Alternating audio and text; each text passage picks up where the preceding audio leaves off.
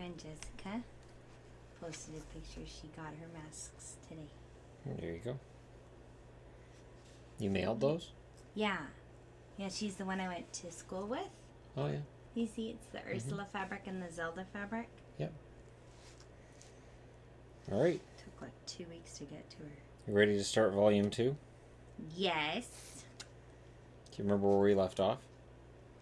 The end of the other book. Okay. All right, well, we will get into volume 2, which gets a little bit, it actually gets kind of darker than the first one. So, we'll get into that. Story. All right. Marianne Webster is a good woman. She has worked her whole life to provide for her boys, and even now they're grown and half of them have left the nest. She still works very hard to provide a good living to others. She has a quaint diner a quaint diner. She has a quaint diner.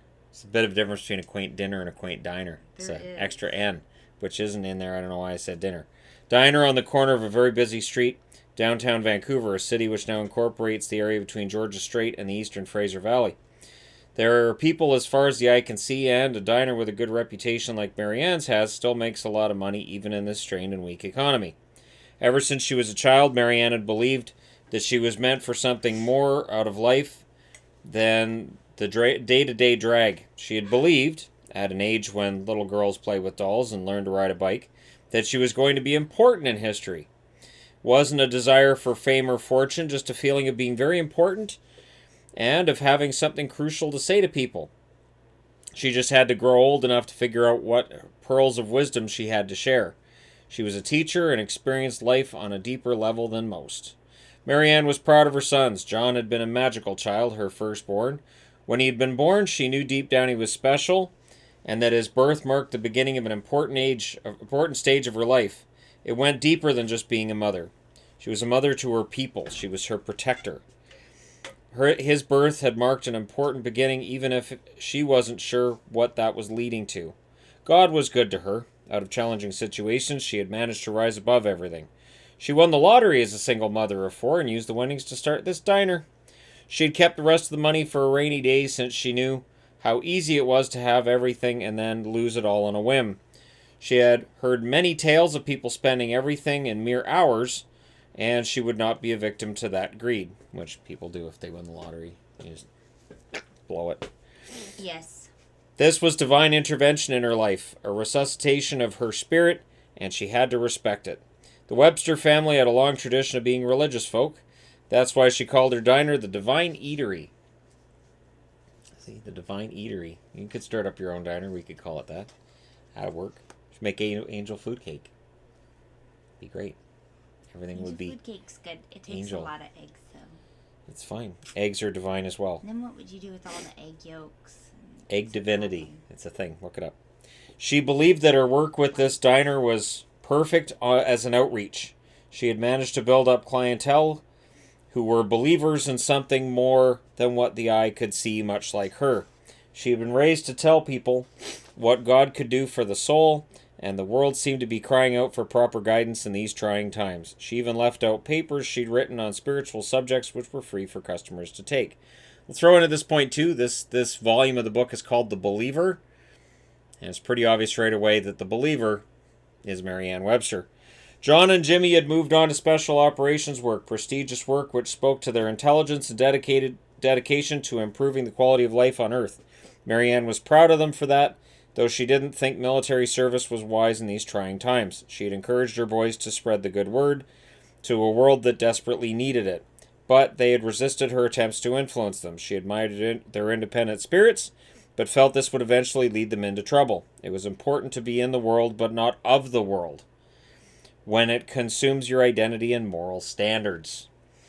This left her with the younger brothers, Rob and Steve, who lived upstairs from her diner. They were twin brothers, and barely into their 20s, yet already seemed a bit lost. They didn't want to follow in John or Jimmy's footsteps and were determined not to follow their mother either in running the diner. The problem was, they didn't seem to have any direction of their own either.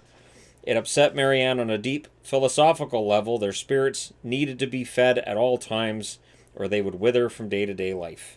The actual population figures of this planet weren't even publicized anymore. It was all bad news anyway. Mankind had used up every possible area there was left to create homes on. The only areas not infested with humans were those too mountainous, swampy, or otherwise undesirable to be built upon. Earth was basically one big city split into districts.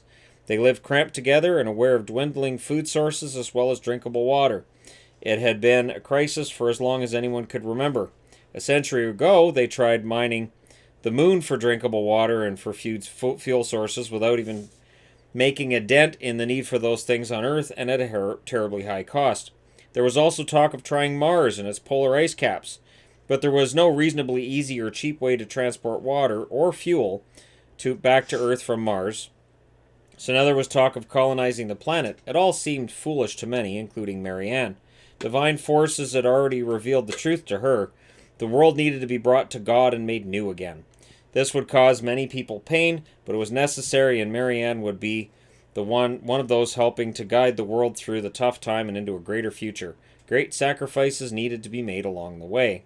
As she sits in her diner and watches the news of the latest Arcology incident, a man blowing himself up while people were being evacuated, she thinks of her son John. She had seen him on a couple of the media reports, and she worries for his safety among such people as this. She feels they have been driven to insanity through isolation from this world, and that the alien story is merely a cover for what really happened. So, she's one of those ones. She had always suspected anything the media reported as being filled with half-truths or outright lies.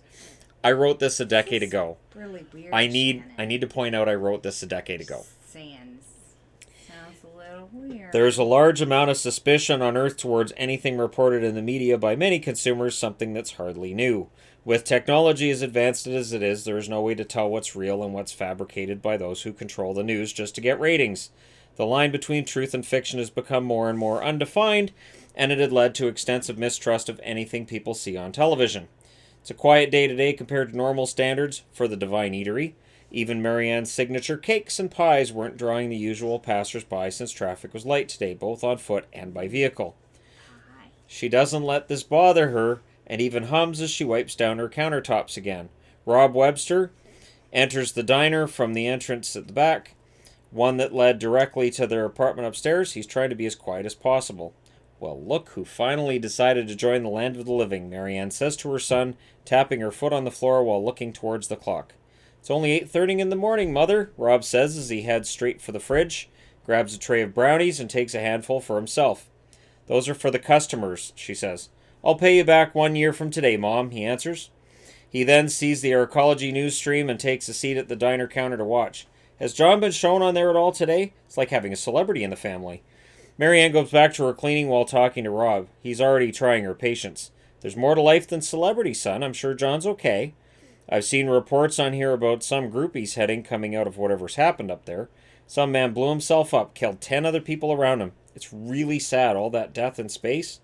I told you, these Arcologies were a bad idea. Yeah, you say everything's a bad idea, Mother. You're bound to be right sooner or later. These people have lost their way ever since that nuclear war in India. Everything went bad for this world. That was when they tried to reset the calendars and started trying to remove all mentions of God from our everyday world. God knows as well as you and I that we have just passed the year 3000. The people will pay for their wicked ways, she says, narrowing her eyes as she speaks. Rob manages to smirk. You need to get out more, Mom. Seriously, the world's going to go on for a long time. People have been talking about the end of the world for eons, and we're still here. If you spend all your time focusing on what might happen and how everyone could die, you miss out on living. Coming from unemployed Robert here, she scoffs. He bows his head to her. I give you that, Mom. The thing is, you can't spend all your time worrying about these things. He sees images on the TV screen of the aliens overrunning Arcology 1237 and shakes his head. That's what's real, Mother. That's what we need to be afraid of right there. Fishy-looking aliens who try to kill my oldest brother, he says before finishing his brownies and heading back upstairs. Marianne looks up at the ceiling and speaks to her deity well beyond it. Forgive him, Father, for he doesn't know any better. I'll have him ready when the time comes. She looks at the TV, an image of her son John and his fellow troops appear on the screen. I'll have them all ready, Father, even John. The prodigal son will return and will be prepared for the glory that awaits all who believe. I have to make sure they believe as I do for them to be saved. That's the end of that scene. So it's a little bit of a different feel than the first book. And yeah. So while everybody else is returning to we're going to start a war pretty soon. This is all starting with Earth. All right, next scene. Jenny Keenan had been lucky that even if she didn't feel that way right now, she was the sole survivor of Arcology 652 thanks to her quick thinking and her ability to move through air vents undetected. Sometimes it helps to be small and compact. She managed to keep herself quiet, too. Some would view this as a small miracle with her reputation for talking more than pretty much near everybody else. She was based on somebody I worked with, and she did talk a lot. A lot. She now talks more than anyone else by default. When she was desperate to escape the dead Arcology, she placed herself in a pod reserved for transporting freight to Earth and not technically designed to carry people. The flight down to the ocean was eventful. She was spun around enough to become quite sick to her stomach and got to dry heave her way through the atmosphere before crashing into the water. The pod penetrated 100 feet of ocean water before stopping and then slowly surfacing. When she'd opened the door, she was happy to see the ship had sent her into the ocean and there was land nearby as planned. But she was upset to find an island with no people on it rather than the coastline she'd been hoping for. It had been a tough swim to shore through shark-infested Pacific Ocean water. She'd sustained a lot of bruises and cuts on the trip down to the surface, and she was paranoid that just some of her blood in the water would cause a feeding frenzy by nearby sharks, and that'd be the end of her. She made the swim because she refused to be defeated after coming so far. If she was the only human who had seen those horrible alien creatures, she had to live and had to share what she'd seen with others. The island itself offered little in the way of food she'd want to eat.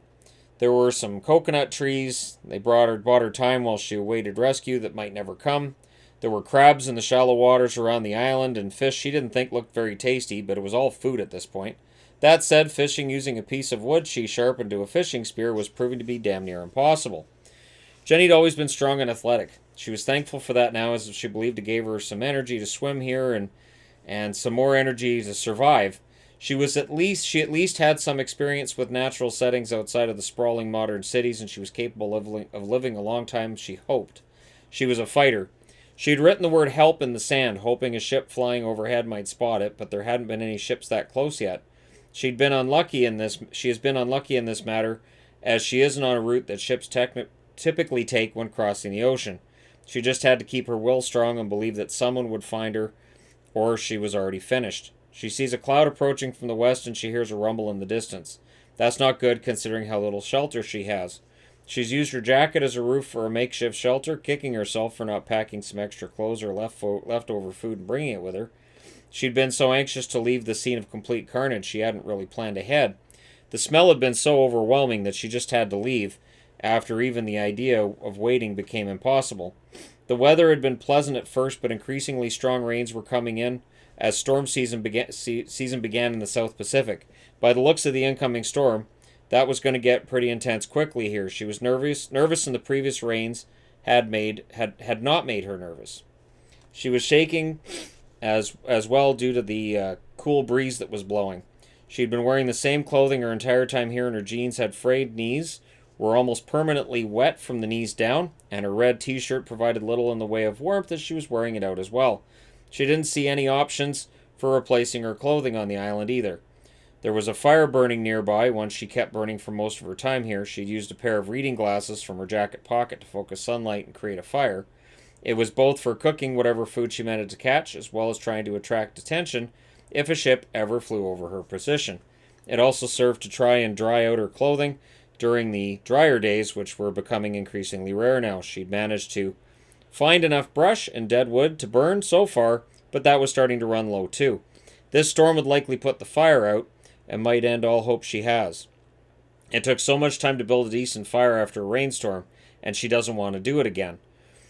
There was little out here to distract Jenny from how desperately lonely she was. She missed human companionship. She'd been a single woman on Arcology 652, though there were a few young guys that had caught her eye before everything went wrong. Now she had to start over if she ever had a chance to.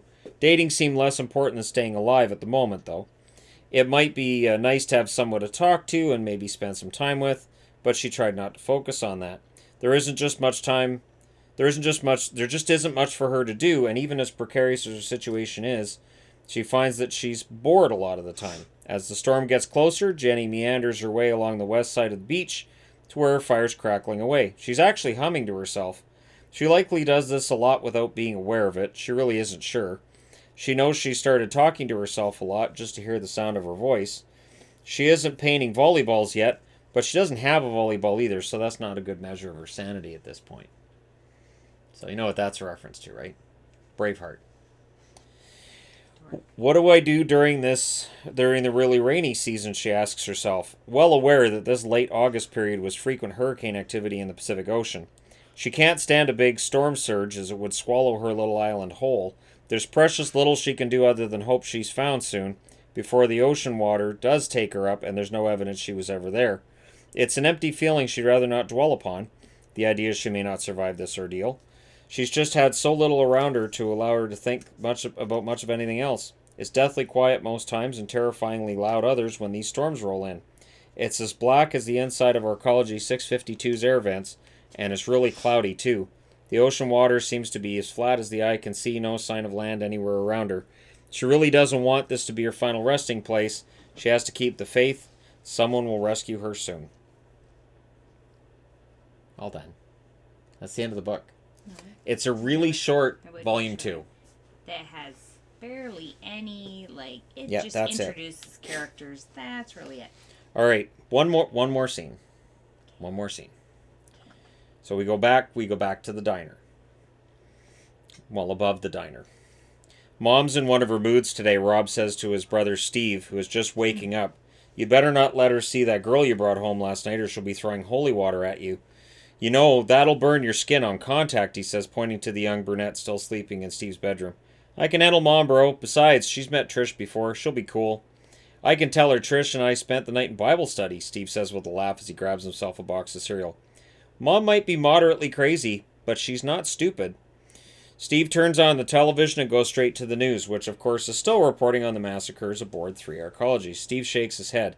This is some bad stuff, brother. Now we know John's up there. I heard he's calling his team Division 1237, which is kind of lame if you ask me. I really didn't, Rob says, already aggravated by his twin brother this morning.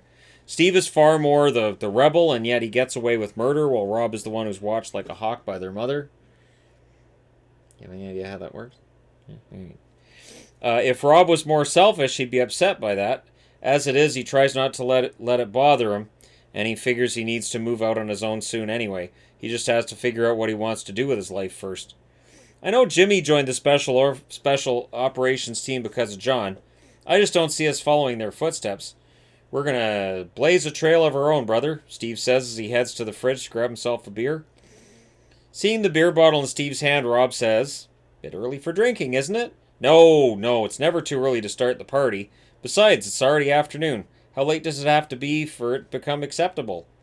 At least a half an hour after you get up, Steve. Trish stumbles her way out of bed, wearing a black t-shirt, blue underwear as she heads out of the bathroom. Her hair's covering her face. She doesn't bother to acknowledge either Rob or Steve before slamming the door shut behind her. Not a morning person, is she, Rob asks. I don't recommend talking to her much, no. Must have been quite the Bible lesson.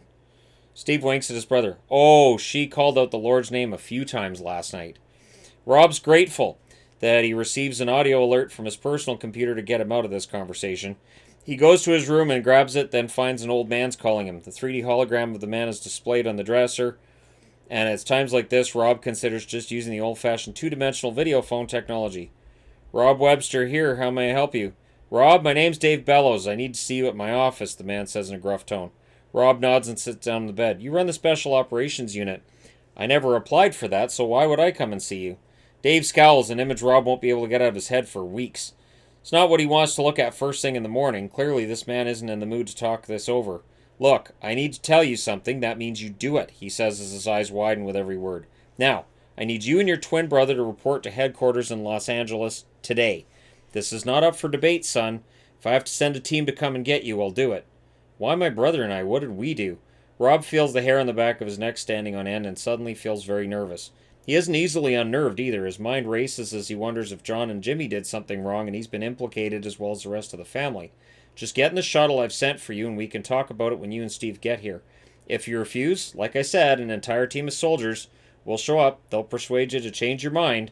Dave ends the call at that point, the subject apparently being closed, letting him know there's no point of arguing further. Rob sits on the bed and lets this information sink in. John, Jim, what the hell did you guys do? He asks himself as his mind races. John and Jim were the good brothers, the ones who always exceeded expectations. If they messed up, the news wasn't reporting on it. Either way, he was frightened. After taking a few moments to try to figure out what move to take next here, he strolls out of his bedroom and back into the living room where Steve and Trish are eating cereal next to one another on the couch. Steve, we have to talk. Steve gets defensive immediately. Was that Bob's big loans? I used you as a reference, but I was going to pay him back, bro. I swear. I swear it was. Yeah, no, it's not that, Steve. I don't want you using me as a credit reference, though. That's totally besides the point right now. But don't be doing that.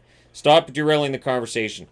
That call I just got was from Dave Bellows, Rob says, hoping the name registers with Steve. When Steve stares blankly at him, he adds, Special ops, bro. He adds the bro part so Steve can understand him better. I never applied for special ops. Tell him we're not interested, Steve says with a shrug. Yeah, he sent a shuttle to pick us up and he won't tell me why. I don't know what's going on, but apparently they want us to come into headquarters and we're not allowed to say no. Rob explains. I'll go to Trish's and hide there. Tell them I'm dead, Steve says. Yeah, screw that, Steven. I'm not getting caught in anything that involves special operations. Trisha says and drops her cereal bowl on the coffee table before rushing to Steve's bedroom for her clothes. It's been fun, Steve, but you can lose my number until special ops are done talking to you. This is just for fun. Not really wanting any drama right now. She rushes out the door without even bothering to get dressed. Rob smacks his brother in the back of the head. You're an idiot. First off, we're tagged, Steve. The government can find any person anywhere on the planet anytime they want. It's been that way since the Mutual Safety Pact right after the last big war. Secondly, we are being sought by Special Operations, a group that sometimes does things the government doesn't even know about. We don't have a choice here. Either we go with them, or they come and find us, making us go with them. Steve sighs. I hate when you're right. Fine. But I'm not going to be nice to them. Yeah, glad you're going to be yourself. And you have to tell Mom. Why me, Rob asks. Because she likes you best. Yeah, no, she doesn't. And that's the end of that scene. So, Rob and Steve are now in the book. That's the four Websters. And I remember that. Back in the day, there were a lot. Remember that part. Until the call, and then I was like, oh, right. I remember them. I remember them now. I actually really like the second part of the book. I do. I think it's really, really good. Because it gets into more of the nitty gritty. And you find out about what makes the Websters different. Yes. Because there is something that is different. And I hinted at that in Volume 1 and Volume 2. And Dave's actually a really good character. The interesting thing is Dave's based on somebody that I used to work with. And he passed away some years ago. And I'm really glad that he's kind of immortalized in the book. I think that's really nice. So, and he was gruff. And he did drive people nuts. But he also had a really good heart. And so the character in the book kind of takes that role as well, where he does sort of grow throughout the trilogy. So I was proud of that. And so I killed friends of mine off from work and had the gruff old guy from work. He lived through, and they're like, seriously, he's still alive? What? I'm like, yeah, he's still there. So yeah, there you go. You guys are caught up on part 1 of volume 2, and we will do this once a week. I think is good, once a week, because Yvonne's tired of me reading to her daily. She even told me last night, she said, I'm so glad you didn't read to me tonight, because it's been so much better of a day. I was so busy yesterday. So, a lot of masks, a lot of surgical caps. Surgical caps. They do take longer. Well, they want so many of them. And there's been requests All for... the hospitals need them. There's been requests for a video on how to make the masks. Yes, I'll be shooting that. I'll do that tomorrow. Probably tomorrow. I will do a video on how to make the masks. Because we've had requests for that. Yeah, so we'll get that done tomorrow and up on the channel. But thank you guys so much for watching, for all your support. We'll get through this. Figure it out. And yeah, I know things are kind of scary out there, but we're all in this as a globe. So yeah, there's the globe. So there you go. Do hit like and subscribe if you're browsing your way through. You just happened upon this video. And we're now into Volume 2. Well, this is the start of Volume 2. True. So it's part 1 of Volume 2. And wouldn't be lost yet. That's right. Pretty That's soon, right. though, you would be completely lost. Pretty quick. Basically, after Rob and Steve go down and see Dave, that's where everything goes kind of, okay, now if you're coming in after this, you won't have any idea what's going on. All right. Thank you guys so much for watching, for all your support. I will talk to you again soon.